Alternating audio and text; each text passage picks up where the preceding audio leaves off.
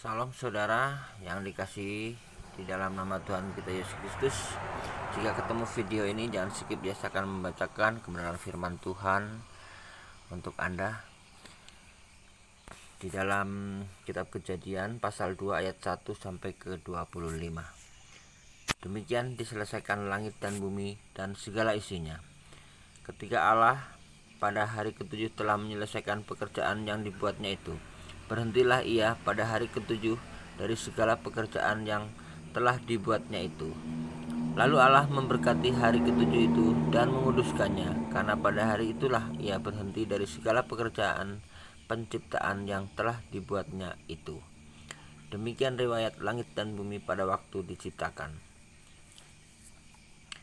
Ketika Tuhan menjadikan bumi dan langit, belum ada semak apapun di bumi, belum timbul tumbuh-tumbuhan apapun di padang. Sebab itu Allah belum menurunkan hujan ke bumi, dan belum ada orang untuk mengusahakan tanah itu. Tetapi ada kabut naik ke atas dari bumi dan membasahi seluruh permukaan bumi itu. Ketika itulah Tuhan Allah membentuk manusia itu dari debu tanah dan menghembuskan nafas hidup ke dalam hidungnya. Demikianlah manusia itu menjadi makhluk yang hidup. Manusia dan Taman Eden. Selanjutnya Tuhan Allah membuat Taman Eden di sebelah timur. Disitulah ditempatkannya manusia yang dibentuknya itu. Lalu Tuhan Allah menumbuhkan berbagai-bagai pohon dari bumi yang menarik dan yang baik untuk dimakan buahnya, dan pohon kehidupan di tengah-tengah taman itu, serta pohon pengetahuan tentang yang baik dan yang jahat.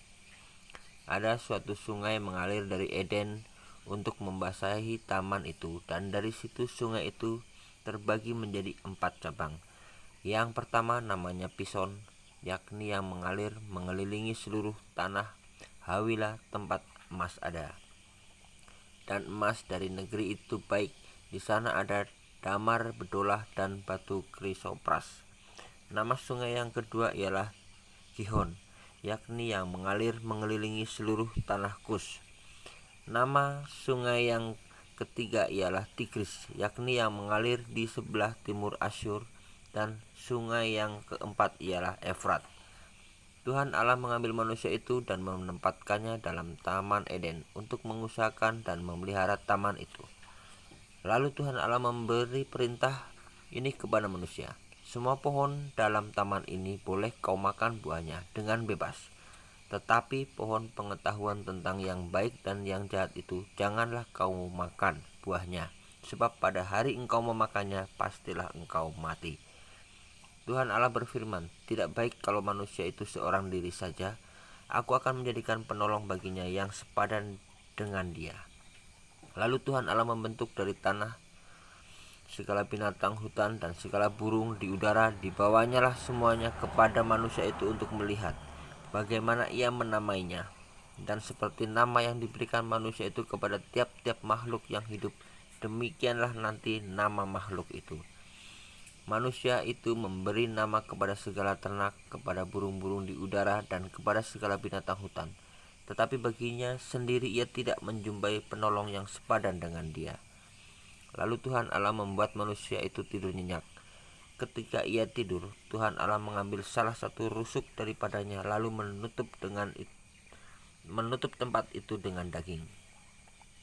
Dan dari rusuk yang diambil Tuhan Allah dari manusia itu, dibangunnyalah seorang perempuan, lalu dibawanya kepada manusia itu. Lalu berkatalah manusia itu, inilah dia, tulang dari tulangku dan daging dari dagingku. Ia akan dinamai perempuan, sebab ia diambil dari laki-laki. Sebab itu seorang laki-laki akan meninggalkan ayahnya dan ibunya, dan bersatu dengan istrinya, sehingga keduanya menjadi satu daging. Mereka keduanya telanjang, manusia dan istrinya itu, tetapi mereka tidak merasa malu. Demikian jauh pembacaan firman Tuhan. Semoga bermanfaat dan bisa menjadi berkat. Terima kasih.